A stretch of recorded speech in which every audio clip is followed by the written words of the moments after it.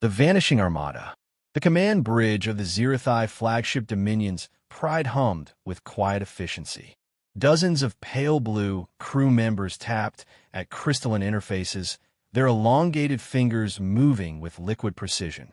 Around them, the rest of the fleet stretched across the void, an armada of nearly 300 warships, scouts, destroyers, carriers, and the massive dreadnoughts that carried the pride of the Xyrathi Empire. They had come to Sol, lured by intelligence that this backwater world, called Earth by its native species, was ripe for harvest.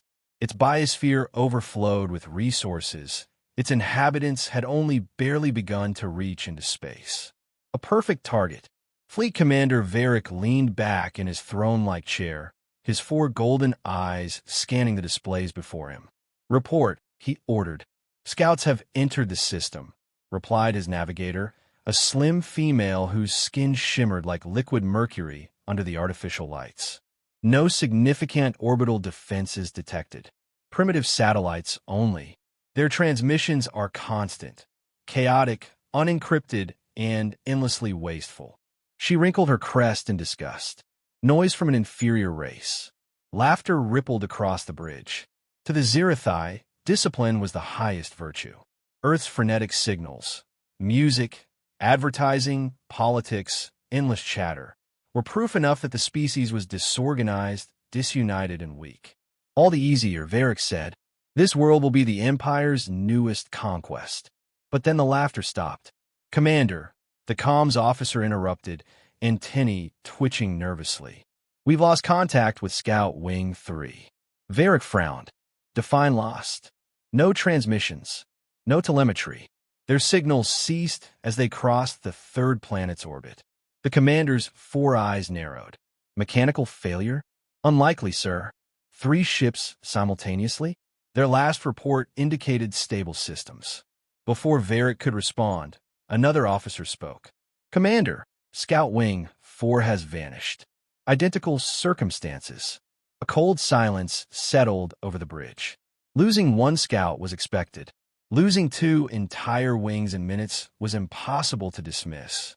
Could the humans possess stealth weapons? One of the strategists asked cautiously. Varric dismissed the notion with a wave of his clawed hand. "Their ships are primitive chemical rockets. Their defenses are non-existent." "No, something else is occurring." Moments later, a flicker of sound broke across the comms channel. Static, garbled voices, then a single panic scream. "They're not what we thought. Humans." And then nothing. The bridge erupted into chaos. Dozens of voices clamored for attention, officers demanding scans, analysts rushing to recalibrate sensors. Varric rose to his full height, towering over the crew. "Silence." The room obeyed instantly. "Re-establish a perimeter," he commanded. "Deploy drones. I want to know what consumed those wings. We will not proceed blindly." Across the fleet, swarms of crystalline probes detached from their carriers, spreading out in formation. Their feeds filled the flagship's main screen. Stars, planets, debris fields. Nothing unusual. Yet one by one, their signals flickered and died, swallowed by static. "Impossible," whispered the science officer. "No known jamming field behaves like this. It's as though they've ceased to exist." Varric's throat clicked in frustration. "Send Destroyer Wing Gamma." Full readiness. The destroyers advanced, their energy lances armed, hulls gleaming with the Empire's insignia. They moved with discipline, their engines leaving arcs of blue fire in the darkness. For a moment, the bridge crew relaxed. Surely nothing could withstand a destroyer wing. And then, without warning, Gamma's signals winked out. Not destroyed, no explosions, no debris, just gone. The commander's claws tightened on the rail before him. 3 scout wings and a destroyer wing, erased as if the void itself had devoured them. Fear, an emotion Xyrathi officers were trained to suppress, began to creep across the crew. "Perhaps," the science officer began, his voice trembling, "the humans are not as primitive as we believed." Varric snarled. "They're a fractured species clinging to a fragile world. Nothing more." Yet even as he spoke, doubt gnawed at him. The humans' endless transmissions, Had they been a smokescreen? A calculated ploy to appear weaker than they were?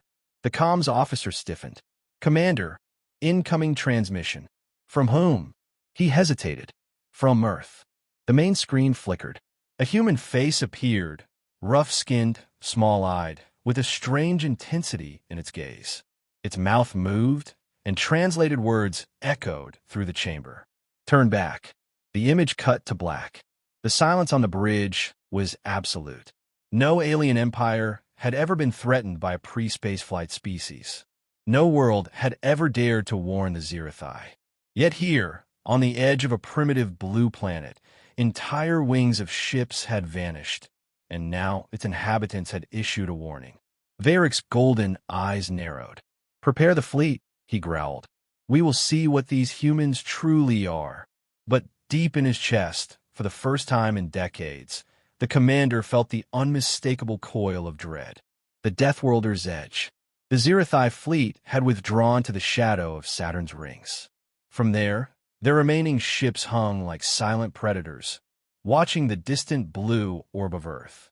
But on the command decks, the mood was far from predatory. Whispers of fear rippled through the ranks. Entire wings gone, without wreckage, without survivors. Commander Varric had ordered silence about the losses, but rumors could not be contained. To lose so many warships without firing a shot defied everything the Empire believed about war. In the flagship's research bay, a council of xenobiologists, strategists, and tactical analysts gathered. They had one purpose: to understand what made this planet so lethal. "The humans are fragile," began Chief Analyst Ryza, projecting an image of a human skeleton into the air. "Hollow bones, weak muscles compared to our own. Their endurance is unimpressive by most galactic standards. Their lifespans are short, their sense is crude." Several officers relaxed slightly at the assessment, but Ryza's crest flattened, signaling disapproval. And yet, they thrive on a world no rational species would dare inhabit. She gestured, and the hologram shifted to a rotating image of Earth. "Observe, this planet is unstable. Tectonic plates grind against one another, producing earthquakes and volcanic eruptions. Storm systems the size of continents sweep across its surface. Temperature swings vary from frozen wastelands to blistering deserts. Radiation levels fluctuate violently. And yet, humans endure all of it." Another scientist stepped forward. "They are apex predators. Unlike most intelligent species, they did not evolve as prey. Their ancestors were hunters, relentless, cooperative, and cunning. Their biochemistry thrives under stress. Their bodies flood with chemicals that sharpen reaction speed, dull pain, and enhance strength." Images filled the chamber. Ancient humans chasing beasts 10 times their size. Humans crafting tools of stone and fire. Humans at war across every era of their history. The council chamber grew quiet. A strategist broke the silence. "Even if they are predators, they lack the technology to resist an empire. We should have crushed them already." Ryza turned her gaze to him. "And yet our fleets vanish." The screen shifted again. This time it showed footage captured by one of the doomed scout wings, transmitted just before its signal died. Grainy, distorted, but unmistakable. A human craft, black and angular, boarding clamps attaching to the scout's hull. A handful of human figures breached the airlock. Within minutes, the ship went dark. "That is impossible," muttered the strategist. "Those are not interstellar craft." "No," Ryza said softly, "but they are clever. Their ships are small, invisible to our sensors until it is too late. They use the planet's magnetic field to mask their signatures. They rely on stealth, deception, and precision, not brute force." Commander Varric, watching from his high seat, felt the cold twist of realization. "They bait us." The council turned to him. They broadcast endless signals to appear weak, disorganized, divided. They send meaningless chatter into the void, so we will dismiss them. And when we arrive, expecting prey, they hunt us. A murmur of unease swept through the chamber. For the Xyrathi, deception was dishonor, a tactic for cowards. But for humans, it seemed to be survival made into an art. Another scientist added nervously, their biology may also give them an edge. Unlike most species, they adapt rapidly to toxins, pathogens, even radiation. Expose a human to poison, and they develop resistance. Expose them to disease, and they create immunity. Their resilience is unlike anything documented. The strategist slammed a fist on the table. Then we must escalate, bring the full might of the fleet, burn their world from orbit before they can adapt further. For a moment, the council almost agreed, until the comms officer burst in, pale and trembling. "Commander, we intercepted another human transmission." The chamber froze. The officer activated the recording. Static crackled. Then a human voice spoke, calm and deliberate. "You came looking for a conquest. You will leave nothing but your ships behind." The message ended. No one spoke. For the first time, Commander Varric felt the weight of uncertainty pressing down like gravity. The humans knew they were there. The humans were speaking directly to them. And if the disappearances were deliberate acts, not accidents, then Earth was no primitive world. It was a trap. Varric rose, his golden eyes sweeping the council. "We underestimated them. This species is dangerous. Perhaps the most dangerous we have yet encountered." He paused, then added the words no Xyrathi commander wished to speak. "We may be the prey." A ripple of fear passed through the officers. The strategist who had called for bombardment opened his mouth to argue, but no words came. The truth was clear. Fleets had vanished, not from human weakness, but from human strength. Outside the flagship's viewport, Earth hung in the distance, a deceptively peaceful blue marble. But now, every officer on board saw it differently. Not as a helpless planet waiting to be harvested, but as the lair of predators waiting to strike. The hunters become the hunted. The Xyrathi Armada remained cloaked in Saturn's shadow, but every day their numbers grew smaller. Not from battle, not from malfunctions. Ships simply vanished. A destroyer sent to patrol Titan never returned. A carrier dispatched toward Jupiter's orbit ceased all contact. No debris, no distress calls, just silence. Commander Varric stalked the command deck like a caged predator. His claws clicked against the floor, each sound echoing his mounting frustration. "They dismantle us piece by piece," he growled. "This is not chance. It is war." Across from him, Chief Analyst Riza spoke grimly. "War, yes, but on their terms. The humans fight like shadows. We cannot find them until it is too late." Before Varric could respond, the comms officer flinched. "Commander, we've received another transmission. Encrypted, but addressed to us directly. Play it." A human voice filled the bridge, calm, deliberate, confident. "You think your fleets vanish because of the void? No, we take them. We strip them. We use them. Every ship you send makes us stronger." The transmission ended with a sound unfamiliar to the crew. Laughter. A short, sharp human laugh, predatory, mocking. The bridge crew shifted uncomfortably. Even without translation, they felt its meaning. That very hour, Varric demanded a demonstration of the enemy's tactics.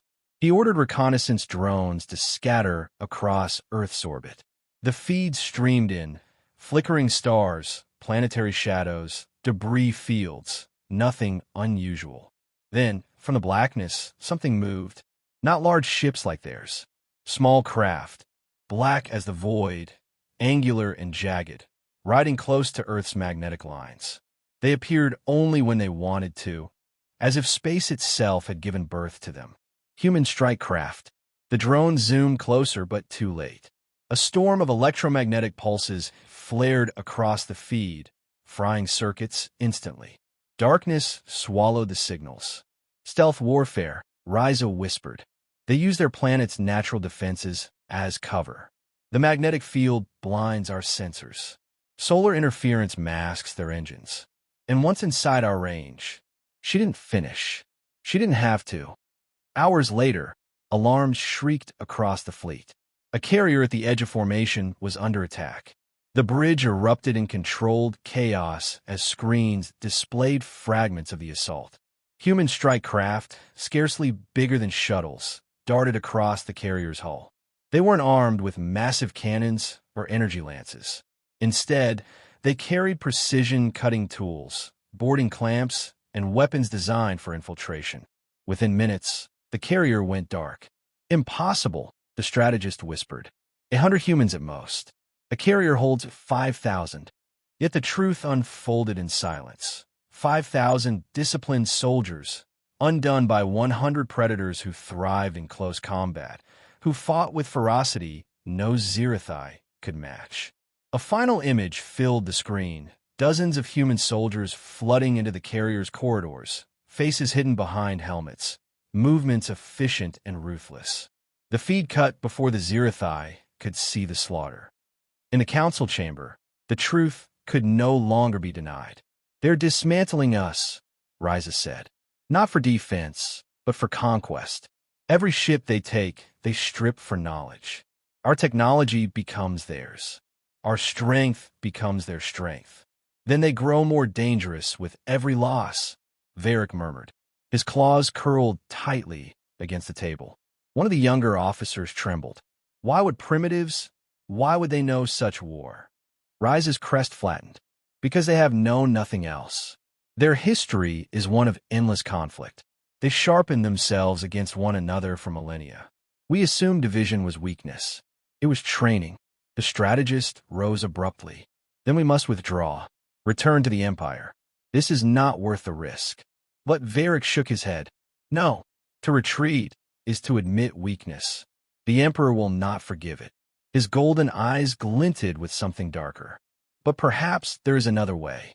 That night cycle, the humans struck again. This time, they didn't wait for the Xyrathi to move. A dreadnought, one of the fleet's mightiest warships, suddenly flared with explosions deep inside its hull. Human strike teams had already infiltrated it before alarms sounded. Entire decks went silent as oxygen was vented into space. The bridge crew of the dreadnought sent a final message before their systems went dark. "They're already here, inside." And then the dreadnought was gone. On the Dominion's Pride, Commander Varric sat in silence, staring at Earth's pale blue light across the void.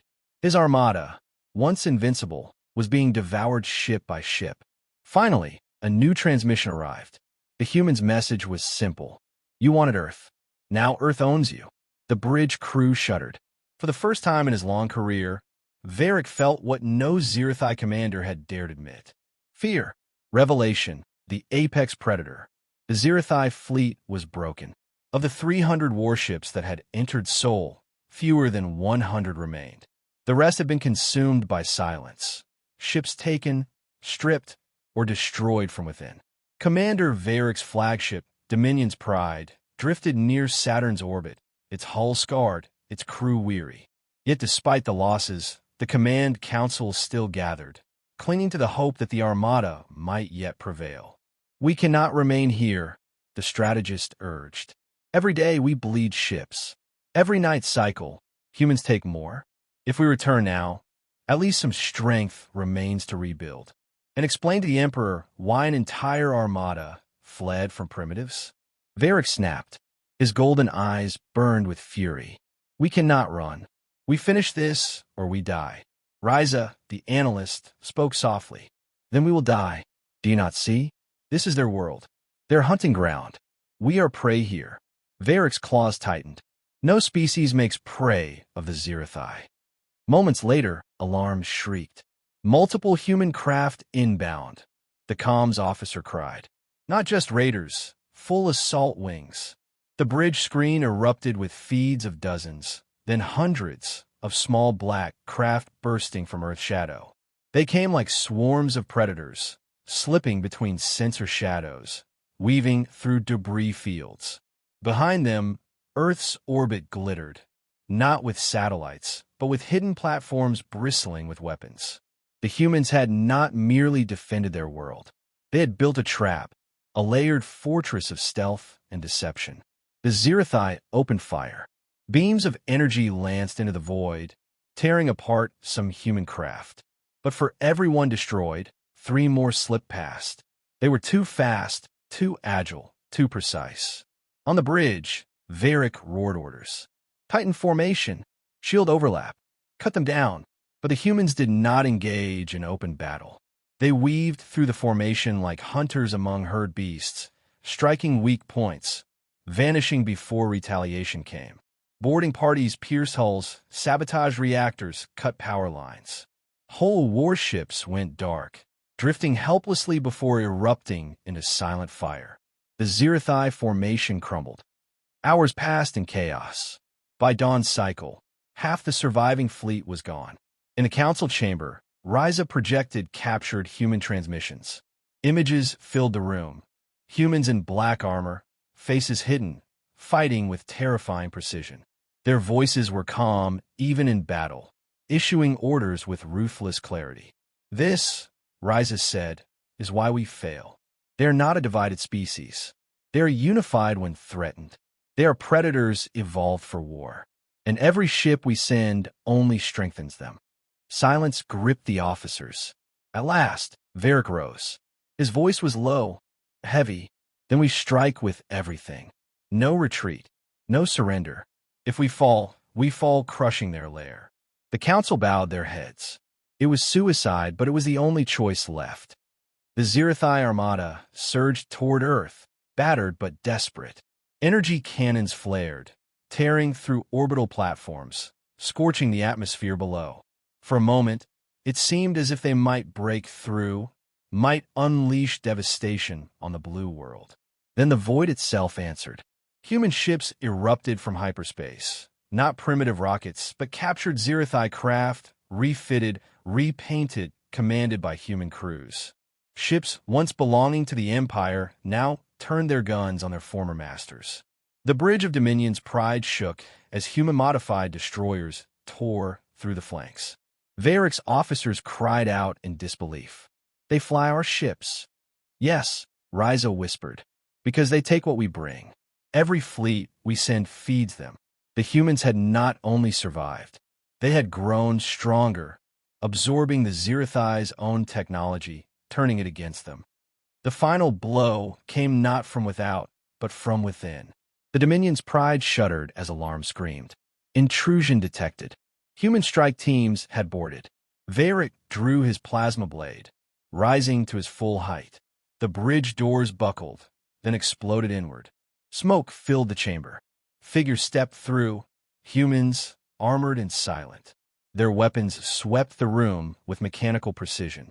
Officers fell where they stood. At the center, one human removed their helmet. A scarred face, eyes cold and steady, met Varric's. "This was your last armada," the human said. "The Empire will send no more. Because they will know. This is where fleets die." Varric lunged with a roar, blade flashing. But the human moved faster. A single shot struck his chest, burning through armor, flesh, bone. The commander fell, his golden eyes dimming, the truth dawning too late. When the battle ended, silence fell across the Sol system. No Xyrathi ship remained intact. Their fleet had not been defeated in glorious battle. It had been consumed, dismantled, claimed. Across the galaxy, whispers spread. Merchant crews, smugglers, and rival empires all heard the same chilling story. Do not approach Earth. Do not send fleets. For it is not prey. It is the apex predator's lair. And those who come too close never return.